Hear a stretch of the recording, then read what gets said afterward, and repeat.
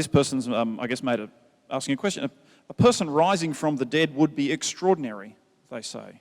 Wouldn't extraordinary claims require extraordinary evidence? Would you like to respond to Fish? Oh boy, I could go on at length about this one. A couple of minutes. That aphorism, which is beloved in the free thought community, extraordinary events require extraordinary evidence, is in fact demonstrably false. It is demonstrably false. It fails to understand all of the factors that play into assessing the probability of an event. If that were true, we could never have adequate evidence for extraordinarily improbable events.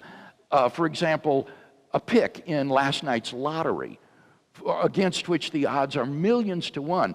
The evidence for the reliability of the evening news would never be able to swamp, or it would be swamped rather, by the improbability of the event reported, so that we would never be able to believe the report on the evening news that that number was actually picked.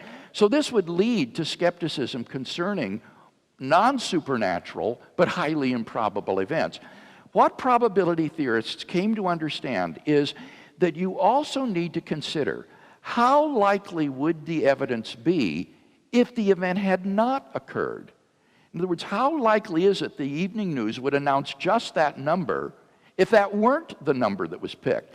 And if that probability is sufficiently low, it can counterbalance any intrinsic improbability in the number itself. And so when you apply this to the resurrection, what that means is you need to consider how probable would the empty tomb, the post-mortem appearances, and the origin of the disciples' belief in the resurrection be if the resurrection had not occurred. And I think you would agree that if there were no resurrection, those facts would be enormously improbable. Whereas, by contrast, if the resurrection occurred, they would be very probable. So, in fact, you don't really need to have extraordinary evidence to establish extraordinary claims.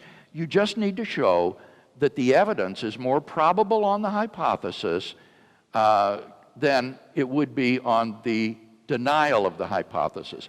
And all of this is explained in greater detail in my book, Reasonable Faith, in the chapter on the resurrection.